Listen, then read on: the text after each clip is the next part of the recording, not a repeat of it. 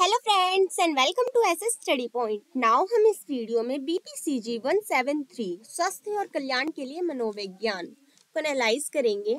ठीक है, अभी हम इस वीडियो में स्टार्ट करेंगे अपना ब्लॉक 3 जिसका नाम है तनाव प्रबंधन। पहली वाली वीडियोस में हमने देखा था कि तनाव होता क्या है, ठीक है, उसके क्या क्या स्रोत होते हैं, ओके, और कैसे बढ़ता है वो। अब इसको देखेंगे, इसको हम कंट्रोल कैसे करते हैं, तनाव प्रबंधन। ठीक है, इस वाली ब्लॉक का हमारा फर्स्ट चैप्टर होगा, इकाई होगी हमारी 6 जिसका नाम है तनाव का सामना करना, मतलब कोपिंग। कोपिंग हम किसे कहते हैं? कोपिंग कहते हैं जो भी हम तनाव महसूस कर रहे होते हैं या तनाव की स्थिति होती है उसको कैसे मैनेज करते हैं, उसको कैसे कंट्रोल करते हैं, वो हमारा किस में आता है? कोपिंग में आता है, या हम समाधान निकालते हैं अपने तनाव का। ठीक है, तो चलो वीडियो स्टार्ट करते हैं। हमारा इस वाले चैप्टर में सिर्फ आपके 2 क्वेश्चन बनेंगे। ठीक है, एक तो ये है 6.2 एंड एक है 6.3। तो हमारा प्रीवियस ईयर क्वेश्चन की पेपर हमने जो देखा था उसमें आया था, पिछले वाले में एक आपका क्वेश्चन आया था ये कि कोपिंग के लक्षण बताओ। ठीक है, एंड एक आपका आया था संवेग केंद्रित कोपिंग और समस्या केंद्रित कोपिंग में अंतर बताओ। तो आपको इतना पता चल गया है कि ये आपका आ गया था, तो ये आपका रिपीटेड नहीं होगा, तो आपको इतना ध्यान नहीं देना है इन दोनों पे। ठीक है, हाँ वैसे आप समझ सकते हो, क्या पता ये आ सकता है कि कोपिंग की शैलियाँ बताओ, उसमें आप दोनों चीज लिख सकते हो। ठीक है, बट ये कोपिंग के लक्ष्य है, ये ज्यादा इम्पोर्टेंट नहीं है, ये नहीं आएगा। जो इम्पोर्टेंट है हम वो डिस्कस करेंगे अभी। ओके, तो हमारी 6.2 होती है स्टार्ट कोपिंग की परिभाषा और प्रकृति। ठीक है, तो पहले हमें देखना होगा कोपिंग क्या है। सरल शब्दों में कोपिंग को उन विधियों के रूप में वर्णित किया जा सकता है जिसमें व्यक्ति अपने द्वारा अनुभव किए गए तनाव से निपटने की प्रयास कर सकता है। इस संदर्भ में यदि व्यक्ति प्रभावी कोपिंग कौशल को अपनाता है तो तनाव से प्रभावित ढंग से निपटने में सक्षम हो सकता है, और यदि उसके द्वारा अपनाई गई कोपिंग व्यक्ति की अप्रभावी हो तो वह तनाव के प्रभावी ढंग से निपटने की सक्षम नहीं हो सकता। मतलब नॉर्मली इसमें क्या बताया गया है, यही बताया गया है कि कोपिंग क्या होती है। जब कोई व्यक्ति तनाव का अनुभव कर रहा होता है, उसके द्वारा उस टाइम पे तनाव से निपटने के लिए जो चीजें अपनाई जाती हैं, जो निर्णय लिए जाते हैं, वो हमारा किस में आता है? कोपिंग में आता है। और हम उचित तरह से किसी चीज को निपटते हैं, तनाव से निपटते हैं, तो वो हमारी उचित कोपिंग होती है। ठीक है, और जो हमारी गलत होती है, मतलब हम डिसीजन तो ले लेते हैं कि इससे हम निपट सकते हैं, पर वो ज्यादा देर तक काम नहीं करते और हम फिर से तनाव में आ जाते हैं, वो हमारी गलत कोपिंग होती है। ठीक है, इसमें कोपिंग का अर्थ बताया गया है मनोवैज्ञानिक तनाव के प्रति व्यक्तिगत प्रतिक्रिया जो अक्सर एक नकारात्मक घटना से संबंधित होती है। कोपिंग क्या है? कोपिंग वही है कि तनावपूर्ण स्थिति जो कोई किससे संबंधित होती है? हमारी नकारात्मक घटना, कोई गलत चीजें होती हैं जिससे हमारे में तनाव आता है, हमें क्या करना होता है? कोपिंग करके उसे सकारात्मक रूप देना होता है। ठीक है, ये आपकी कुछ डेफिनेशन बताई गई है, सबने अपनी अपनी वैज्ञानिकों ने अपनी अपनी बात बताई है कि उनके द्वारा क्या है कोपिंग। ओके, जैसे मैथेनी ने बताया है, लार्जवन एंड फोकमैन के द्वारा बताया गया है कि सकारात्मक और व्यवहार दोनों प्रयासों जो आंतरिक और बाहरी मांगों को कम दूर करने या स्थायी करने की दिशा से निर्देशित है के रूप में परिभाषित किया गया है। मतलब वह जो हम आंतरिक मतलब अंदर का यूज कर सकते हैं या बाहरी कारणों का यूज करके हम जो तनावपूर्ण स्थिति का समाधान निकालते हैं, उन पर नियंत्रण पाने की कोशिश करते हैं, वही क्या है? हमारी कोपिंग है। ठीक है, कोपिंग तनाव कारक से निपटने का एक प्रयास है। जो तनावपूर्ण स्थिति होती है उससे निपटने का क्या है? एक प्रयास है।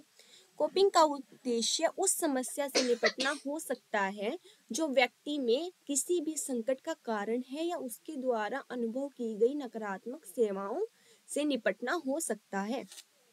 हालांकि कोपिंग या तो अनुकूलित या कुअनुकूलित हो सकती है। हमने देखा था अनुकूलित कौन सी होती है? जो हमारे सच में सहायता करती है तनाव से निपटने के लिए।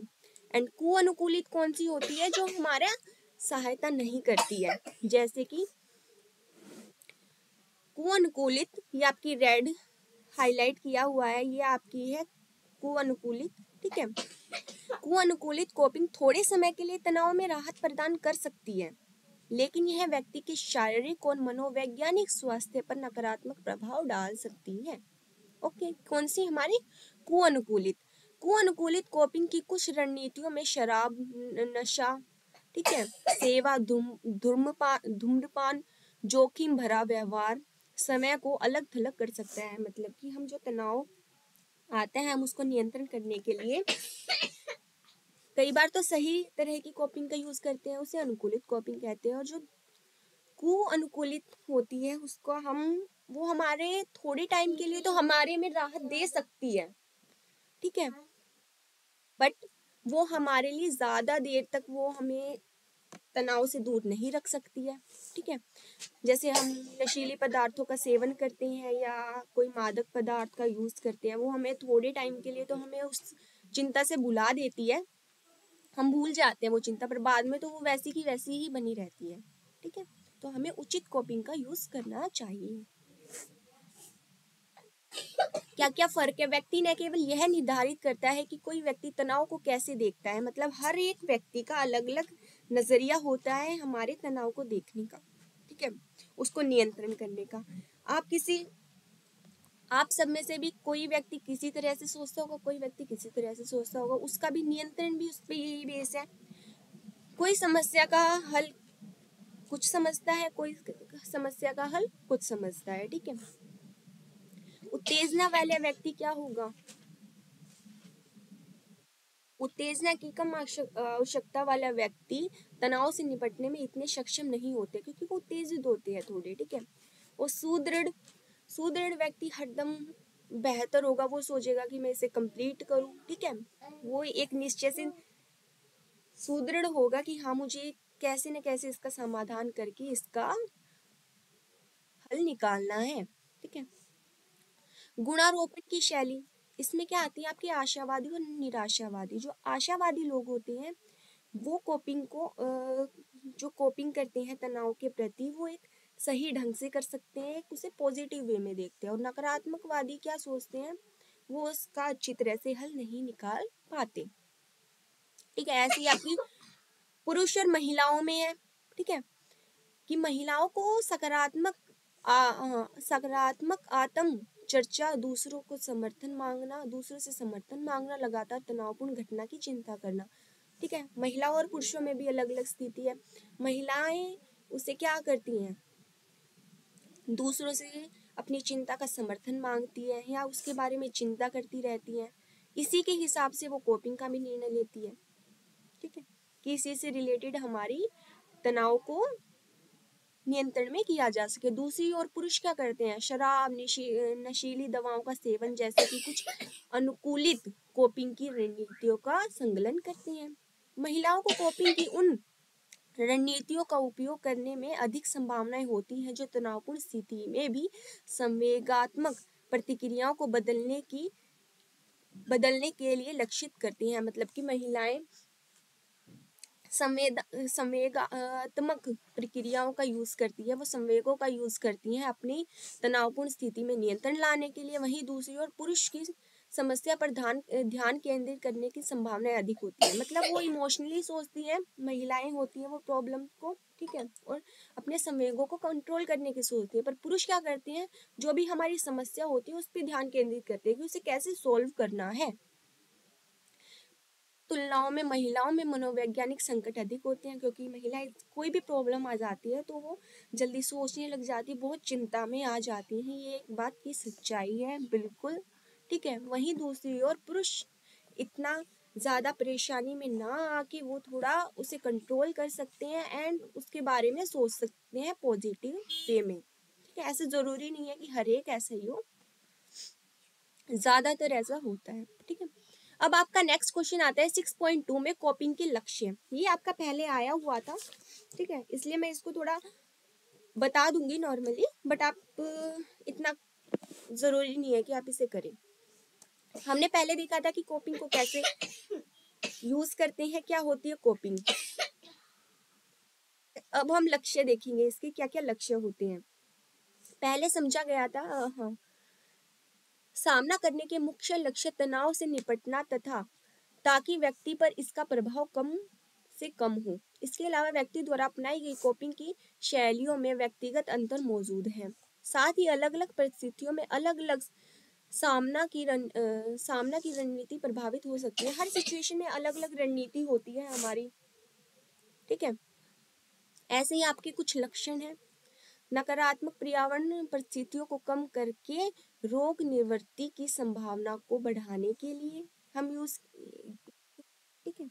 तनावपूर्ण स्थिति को समायोजन करने में सक्षम होने के लिए, ठीक है, उसमें हम कैसे समायोजन कर सकते हैं, उसके साथ कैसे ही हम तालमेल बिठा सकते हैं। एक आत्म छवि बनाए रखने के लिए सकारात्मक अमय संवेगात्मक रूप से संतुलित, मतलब कि एक आत्म छवि बनाने के लिए, एक अपनी अच्छी बेस्ट छवि बनाने के लिए हम अपने संवेगों पे थोड़ा कंट्रोल करते हैं और उच्च संवेगों का यूज करते हैं, ठीक है। सकारात्मक पारस्परिक संबंध सुनिश्चित करने के लिए, मतलब कि हमारे जो संबंध है वो पॉजिटिव वे में रहे, उसको बचाने के लिए, उसको अच्छे बनाने के लिए हम थोड़ा कोपिंग का यूज करते हैं कि हमारी जो तनावपूर्ण स्थिति है उससे हम निपट जाएं। ओके, नेक्स्ट आपका आता है कोपिंग की शैलियाँ क्या क्या होती हैं। ओके, कोपिंग की शैलियों को अगर सक्रिय कोपिंग ये आपकी है कि आप क्या क्या यूज करते हो, ठीक है, क्या क्या कोपिंग का यूज करते हो आप अपनी तनावपूर्ण स्थिति में। कोई लोग अलग सोचते हैं, कुछ लोग अलग सोचते हैं। तो इसमें आपकी 2 टाइप्स में डिवाइड की गई है। एक तो है पूर्व क्रिया कोपिंग, जिसमें आपको तनाव से पहले ही आप उन चीजों का सामना कर रहे होते हो या नहीं कर रहे होते, बट तनावपूर्ण स्थिति के आने से पहले ही आप उन पर नियंत्रण पाना चाहते हो, उसे कंट्रोल करना चाहते हो, ऐसा पर्यावरण बनाना चाहते हो जिससे आपको तनाव न महसूस हो। ओके, ये आपकी आती है पूर्व सक्रिय, पहले ही सतर्क होने वाली कोपिंग में। और एक आती है आपकी संवेग केंद्रित कोपिंग और समस्या केंद्रित कोपिंग, मतलब कि आपके संवेग से रिलेटेड और आपका सिर्फ समस्या पे ध्यान देते हैं। ओके, यही है आपका कोपिंग की शैलियों को अगर सक्रिय कोपिंग, परवर्जित कोपिंग, संवेग केंद्रित कोपिंग और समस्या केंद्रित कोपिंग के रूप में वर्गीकृत किया गया है। अग्रसर कोपिंग और परवर्जित कोपिंग की विधि पर आधारित होती है और संवेग केंद्रित कोपिंग और समस्या केंद्रित कोपिंग के केंद्र पर आधारित होती है, कि इसकी विधियां होती है कि हमें क्या क्या करना चाहिए स्टेप बाय स्टेप, ठीक है। एंड केंद्र पर कौन सी होती है हमारी, ये संवेग केंद्रित कोपिंग और समस्या केंद्रित कोपिंग, ठीक है। पूर्व सक्रिय कोपिंग और परिवर्जित कोपिंग देखते हैं हम। कोपिंग में व्यक्ति सीधे तनावपूर्ण स्थिति या घटनाओं का सामना करेगा, मतलब जो हमारी ये वाली रिलेटेड कोपिंग होती है पूर्व सक्रिय क्रिया, इसमें क्या करते हैं हम, हमारी जो तनावपूर्ण स्थिति है उसमें सीधा हम सामना करते हैं उस घटना का। इस प्रकार की कोपिंग की शैलियों को अपनाने वाले व्यक्ति तनाव उत्पन्न करने वाली स्थितियों के विषय में बेहतर विचार विकसित करने की सीधी कार्रवाई करती हैं, मतलब कि उससे कैसे ही तनावपूर्ण स्थिति में बचा जा सके, उसमें बेहतर से सोचते हैं और समझते हैं।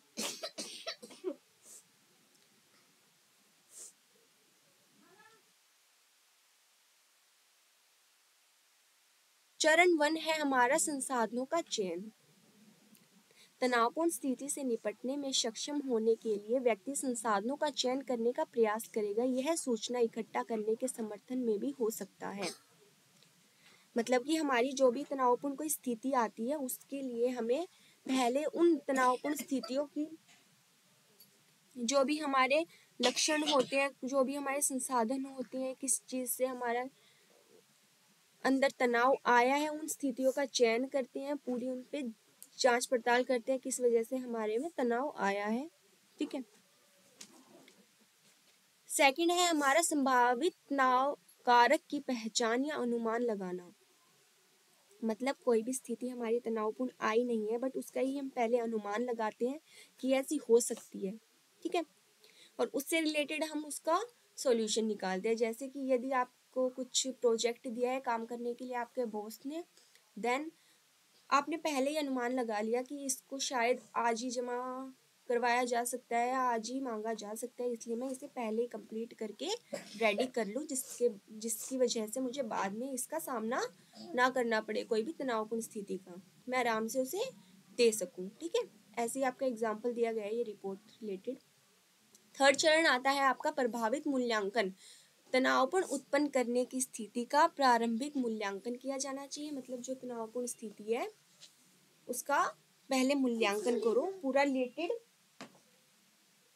मूल्यांकन करना है हमें। चरण फोर्थ में है तनावपूर्ण स्थिति से निपटने के लिए प्रारंभिक प्रयास।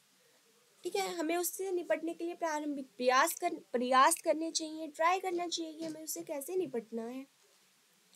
फिफ्थ प्रक्रिया लेना और उसका उपयोग करना। मतलब हमने सारी टाइप्स देख ली हैं, फर्स्ट सेकंड थर्ड फोर्थ। ठीक है, तो अब हमें क्या करना है, चरण 3 और चरण 4 के आधार पर प्रक्रिया की मांग की जाती है और इसका उपयोग किया जाता है।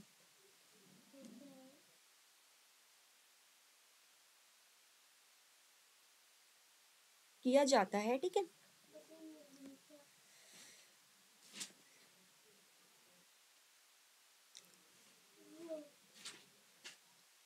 ठीक है। पूर्व वर्जित कोपिंग की शैली, जैसे कि नाम से ही पता चलता है, व्यक्ति तनाव उत्पन्न करने वाली स्थिति से बचने का प्रयास करेगा, उस स्थिति से बचने का प्रयास करेगा जो तनावपूर्ण स्थिति है, या तनावपूर्ण घटना को कम महत्व दे सकता है।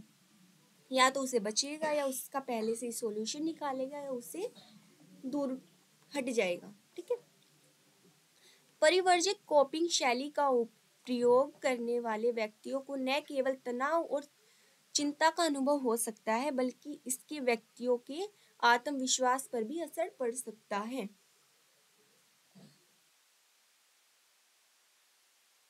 जो तनावपूर्ण मांगों से सीधे तौर पर इनकार करने, उसे कम करने या अन्यथा उससे बचने की दिशा से उन्मुख होते हैं और संकट और अवसाद की घनिष्ठता से जुड़े होते हैं। परिवर्जित कोपिंग में ऐसे व्यवहार से बचने के लिए जो नकारात्मक यादों को छेड़ सकता है उसे टाला जा सकता है। मतलब क्या हो सकता है आपका, कि आप उन चीज़ों को भूल जाएं जो आपकी नेगेटिव थॉट्स है या नेगेटिव बातें हैं। ठीक है, या उनको भूल जाएं, उनको अवॉइड कर दें। 3.2 है संवेग केंद्रित कोपिंग और समस्या केंद्रित कोपिंग। मतलब इसमें क्या आएगा आपका, उसमें तो आपके थोड़ा सॉल्यूशन निकालना था।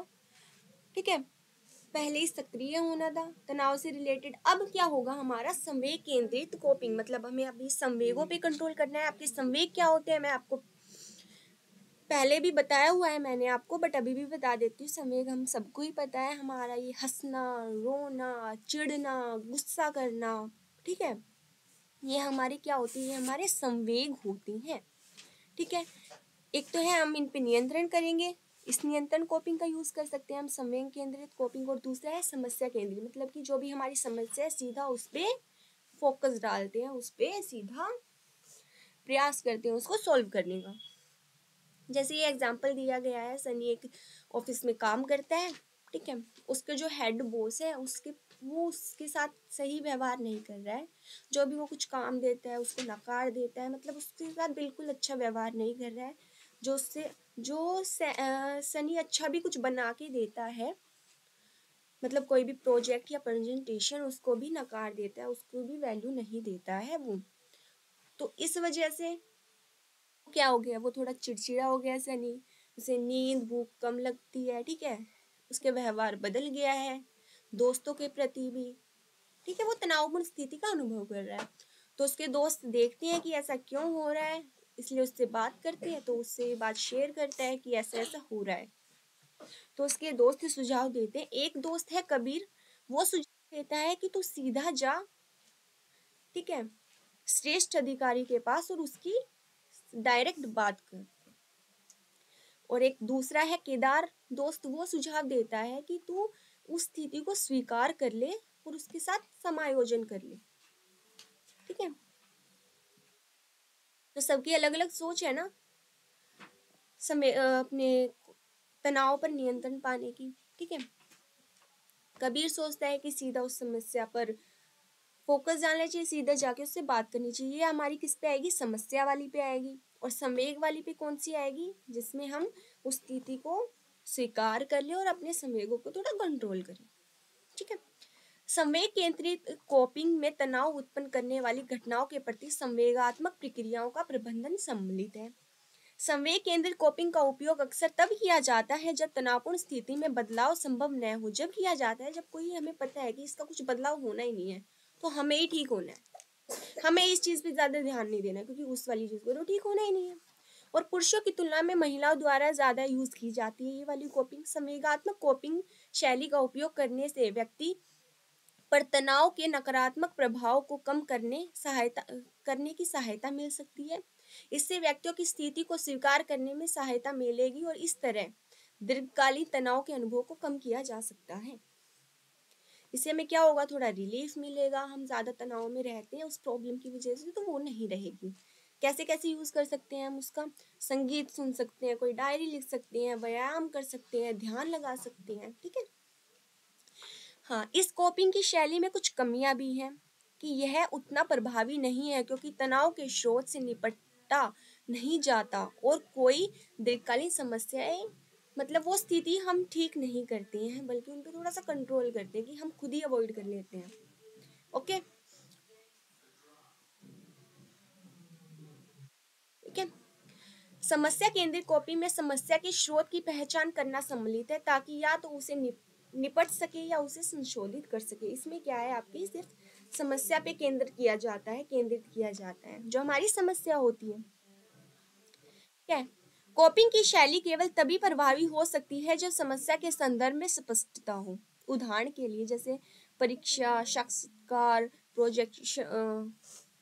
प्रेजेंटेशन बनाते समय समस्या केंद्रित कोपिंग की शैली अच्छी तरह से कार्य करती है। मतलब समस्या केंद्रित कोपिंग कब कार्य करती है, जब कोई प्रॉब्लम हो, ठीक है, और हम उससे अच्छी तरह से जाने और समस्या का सॉल्यूशन निकाले। वो हमारी किस में आएगी, समस्या केंद्रित में आएगी।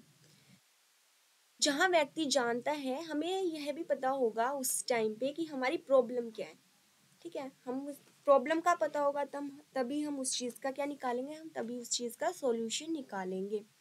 अगर तनाव का स्रोत संवेगों पर आधारित है तो बेहतर है कि समस्या केंद्रित शैली के बजाय, मतलब अगर इमोशनली कोई चीजें हैं तो बेहतर होगा हम उसे इमोशनली ढंग से ही संभालें, ना कि प्रैक्टिकली होके देखें उसे कि क्या करना चाहिए और क्या नहीं करना चाहिए।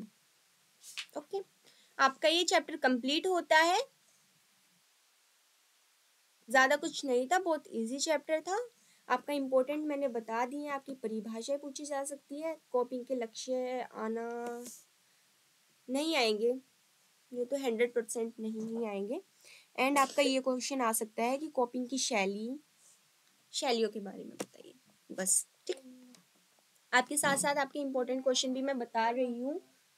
ठीक है, तो आपका ये कंप्लीट हो गया है चैप्टर। अभी नेक्स्ट चैप्टर आपका कल एग्जाम है BPCG 173 का। तो आज ही हम इस पूरी बुक को कवर करने की कोशिश करेंगे, हो ही जाएगी वैसे अब हमारी बुक कंप्लीट। ठीक है, जल्दी जल्दी अब नेक्स्ट वीडियो देखते हैं हम हमारे 7-8 चैप्टर की। अगर आपको ये वीडियो अच्छी लगी हो तो इसे प्लीज़ प्लीज़ प्लीज़ लाइक करना मत भूलना, कमेंट करना, बताना कि वीडियो आपको कैसी लगी, आपके यूज़फुल रही या नहीं रही। शेयर करना वीडियो को एंड चैनल को सब्सक्राइब करना। एंड अगर आपको इससे रिलेटेड कोई भी क्वेश्चन नहीं समझ में आए हो, पूछने हो, तो टेलीग्राम पे जाके आप पूछ सकते हो, नीचे डिस्क्रिप्शन पे लिंक दिया गया है। Okay, bye bye, next video में मिलते हैं।